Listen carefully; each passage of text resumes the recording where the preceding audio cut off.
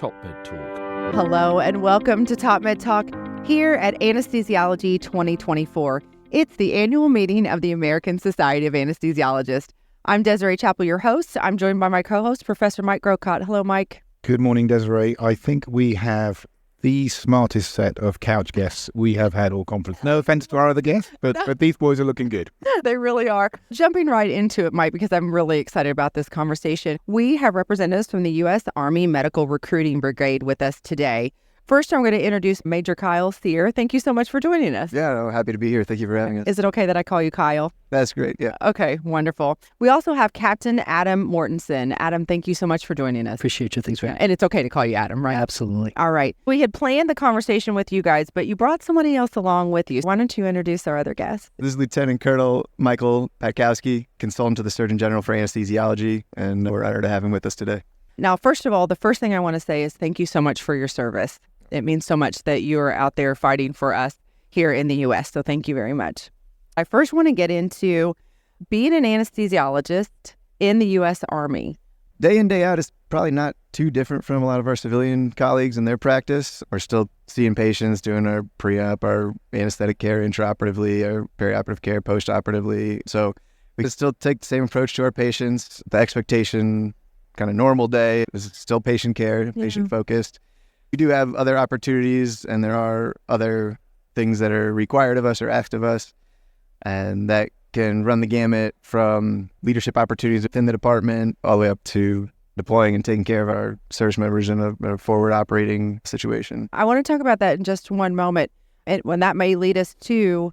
Oh, did you want to say something? Yeah, well, I was going to say that from a clinical care standpoint, things are similar to what we do, but the unique thing about military medicine is you have an instant connection with all of your patients. They're either service members, they're family of service members, they're retirees, they're beneficiaries.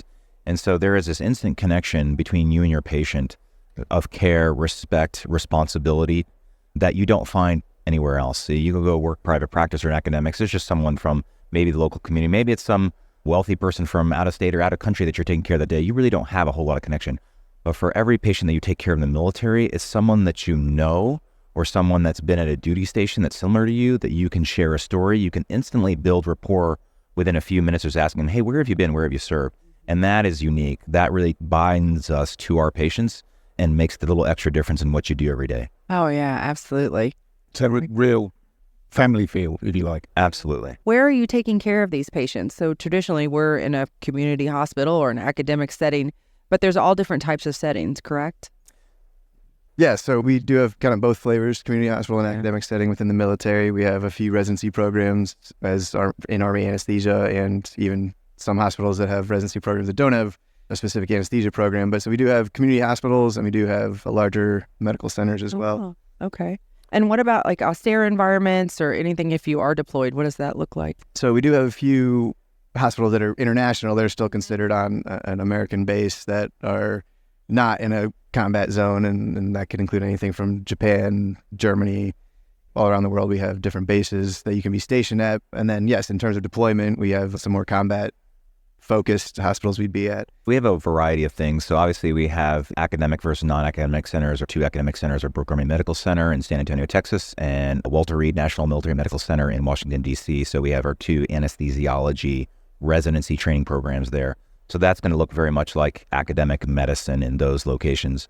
But the Army sees our hospitals in basically two flavors: a medical center, which is a large center, and the medical department activities like a small community hospital.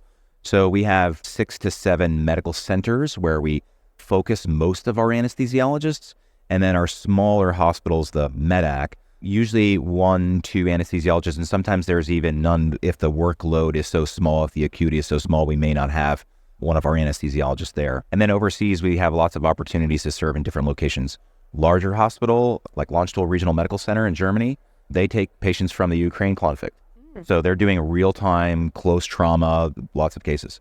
Or you can have a small hospital feel in Korea, up just south of the capital in Seoul. Small hospital, ready to go, but totally different environment. And then we also have our overseas. You have Alaska, you have Hawaii. I'm not from the US. I'm anesthesiologist from the UK, but I'm interested. So if you were going into a residency program in the Army as opposed to a standard residency program, how would that look and feel differently? I think it would look and feel differently because there is a keen emphasis on education and teaching. Around the U, there is production pressure to do cases, to satisfy the surgeon's needs, satisfy the operating schedule. And so they get in as much academics as they can that is financially and operationally viable. We do not have some of those same pressures. We have academic pipelines and pathways that we recruit and develop people to do that.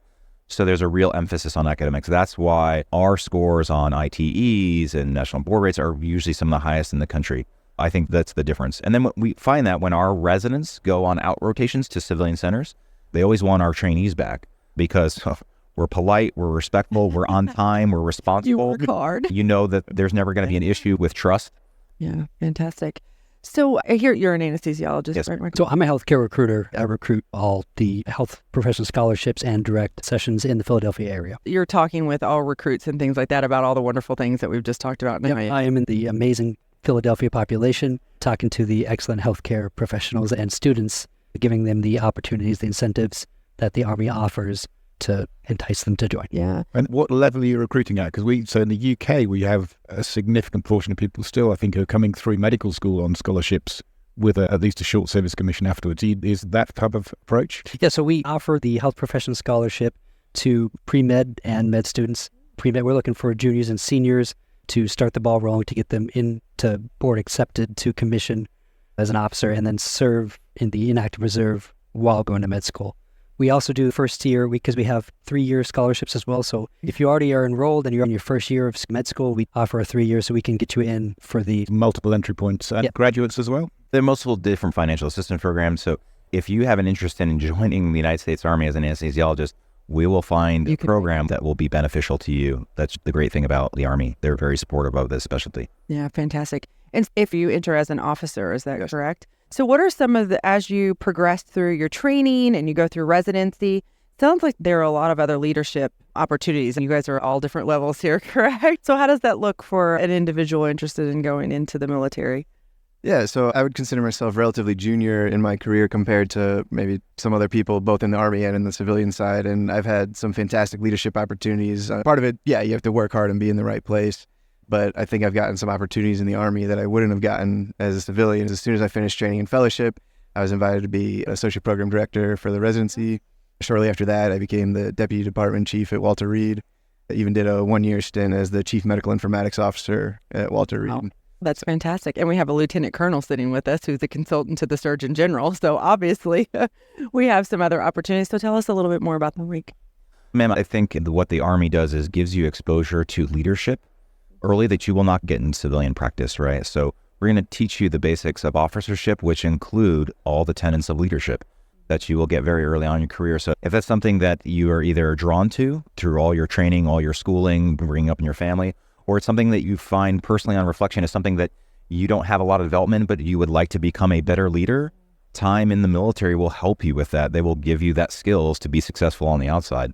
So I would say that the military affords you precocious opportunities to lead. Young men and servicewomen, 20 years old, they're responsible for a platoon of 30 other people, their lives, their equipment, sometimes millions of dollars.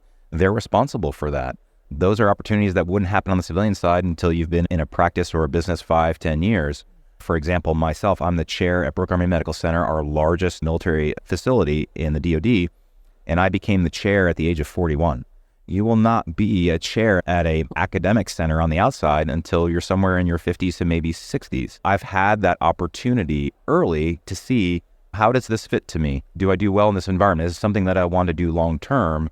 And then when I leave the military, because we will all hang up our uniform at some point, I've got great experience of doing that, and I know exactly what I want to do or not do in a certain realm because I've had that before. So I think the military is going to give you those early opportunities of leadership. If you were a civilian, you're going to be waiting at least 5 to 10 years to get an opportunity to be a division chief or something like that. Yeah, and you're traveling the world and using all these leadership skills and being able to do that and work with different patient populations. And that in itself, I think, adds so much value to this. The multidisciplinary leadership, being a healthcare leader. I want you to be a clinical expert. I want you to be a healthcare leader. I want you to be an academician. And I also want you to be a military leader. Those are the 4 avenues of growth that I want to see out of every Army anesthesiologist. And at each places we have opportunities for you to grow along with those 4 pipelines. Somewhere during your career, you'll hone that down to maybe 1 or 2 that you know you're specifically good at. But I think we're the only organization that has a premium, has an emphasis. A lot of places on the outside, you just do the case. Yeah, Mike. I'm interested in the sort of clinical focus. I would imagine that major trauma would be more of a focus. Other areas might be less of a focus, but the balance is good, or how does that sit? But yeah, we recognize clinical excellence mostly by fellowship training, but also at your individual where you practice is, are you making the reach outs, the call outs, and the liaisoning with, say, neurosurgery or whatever the discipline it is. There are different ways to achieve clinical excellence. But right now we offer opportunities in critical care medicine, regional anesthesiology, and acute pain medicine. Those are our 2 prime fellowships that we train because there is an operational requirement. When we deploy downrange, there is a definitive need for those 2 specialties. We also offer training in pediatric anesthesiology and cardiothoracic anesthesiology to support our beneficiaries back at home. And then the last one is trauma anesthesiology, which is relatively new for military, which is interesting. We've got a fellow down in Houston training at the Red Duke Trauma Center. And so we offer those 5 fellowships every year. The numbers that we train keep growing every year as the Army has invested heavily in Army anesthesiology. Our training authorizations have grown year after year, the last 4 years. So they're very interested in investing in us, and we're very thrilled about that. That's fantastic. What amazing opportunities to be able to filter and funnel into those earlier on. So I want to take it back. I know we don't have a ton of time, but I'm dying to ask you this question because I speak a lot on standard of care and standardizing care. I'm Vice President of Clinical Quality for North Star Anesthesia, so it's something very near and dear to me. And I refer to the military a lot about standard operating procedures and standardizing the way that we take care of patients. And I'm just a little bit curious about, for you all, what does that look like? And are there, when you're taking care of patients, is there a lot of variability in between clinicians, or is there something that you take a more standard approach? I think some of that's just stylistic. We do have certain things that, yes, are required in terms of quality and safety. There's DHA, Department of Defense Health Agency-wide initiatives that are requirements in terms of, hey, you need to have these things on this form signed before you can roll back, and that surgeon consent is there, that anesthesia's consent is there, surgical sites marked. Surgeon has to go through their part, the perioperative nurse has to go through their part, the anesthesia team has to go through their part. So we do have certain quality initiatives in place. There's a pre-anesthesia pause in the OR. There's a pre-surgical timeout in the OR. There's scheduled debriefs every 4 hours. There's a post-operative debrief. So we do have these quality and safety mechanisms in place. I've seen that at civilian places as well. Some of those things don't always happen, though, in civilian care. Yeah. If you're going to take more time to focus on quality and safety, it's going to come at an operational and ultimately a financial cost. Our pressures are not the same within the military, so we can put the time and emphasis on those quality and safety metrics. It's just where our bottom line is. It's a little different. Fantastic. Thank you for indulging me on that question. Lastly, I want to talk about the humanitarian mission options and opportunities that are available within the Army. Carl, do you want to talk to us first about that? Sure. And I think that can vary from military treatment facility to military treatment facility. It depends what taskers come your way. But we do 2 weeks and do head and neck surgeries in Honduras, kind of liaison with the Honduran government, and it's an outreach humanitarian mission working with patient population that would not otherwise have received care. We send a resident and attending team. It was a fantastic opportunity, and our residents and our attendings who get to go always speak volumes about it. Yeah. And Adam, is that something that you recruit on, is these opportunities? It's a huge touch point. Yeah. We do offer the sessions bonus and the incentive pay, but really we want to sell the leadership aspect and the opportunity to travel and treat people in other countries as well. Yeah. Mike, whenever you're talking to someone that's interested in coming into the Army, what are the top things that you talk to them about? I talk to them about the growth aspect, that there's going to be an active investment in them, and that's going to pay dividends for their entire career. I am training you to be an anesthesiologist for the next 30 years because you're going to provide, I call it selfless service. You're going to be taking care of Americans for the next 30 years. So I'm building you for that career, that foundational career. So that's where the investment comes in for those people. And then that's what we offer. And I don't think any other organization in the U.S. offers that. There are benefits that last a lifetime, but there's a relationship that lasts a lifetime. So you can get a great start. You can get close to a free education. It's going to cost you blood, sweat, and tears sometimes, but mostly a free education. You're going to meet some great people. You're going to develop yourself as a leader. And then you can say the rest of your life, what did you do for your country? I can tell you exactly what I did and who I worked with and the people I'm most proud of. So those are things you just can't find anywhere else. Yeah, fantastic. And in that post military phase, do you find a lot of those anesthesiologists go into the reserves and are available, or do they leave the service completely? So that's actually something that I'm actively looking at with an IRB protocol study on that. It changes based off what's happening on the civilian side as far as compensation. Obviously, it's a challenging environment right now for everyone to find employment, but we do encourage people. There are a lot of people who get to that 10 to 12 year mark of service, and they realize, if I complete 20 years, I'll get a pension out of this. I don't necessarily want to walk away from this investment that I've made. And so there are a lot of people that will pick up the reserve option. That can be an attractive thing. It's a way to keep in touch with the service. You keep in touch with comrades. You're able to deploy and still do your job in that regard, but you still make some extra money on the side to help your family income. And then once you've got your 20 years of credible service, you've got an additional pension. So you put that together with your Social Security, that's for life. Like, as long as you're alive, you're going to make those two payments.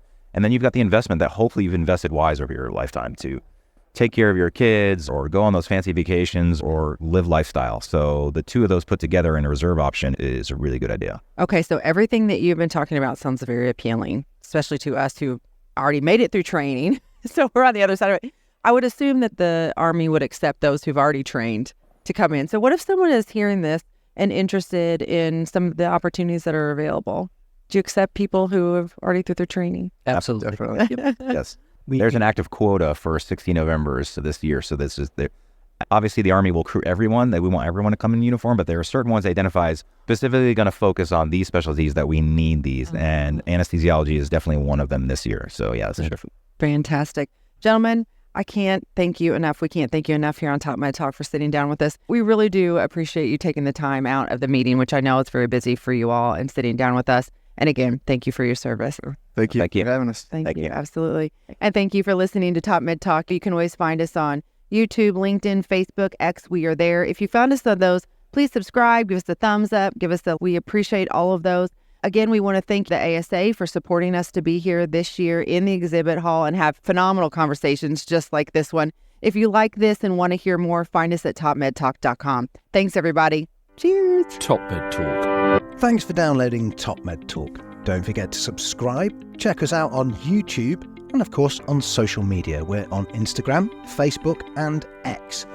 Also, it's important to remember that TopMedTalk is the broadcasting arm of EPPOM, evidence-based perioperative medicine. We'd love you to find out more about that, and the way to do that is eppom.org. Check out our website and find out about some of the incredible conferences we're going to be arranging across the year. eppom.org.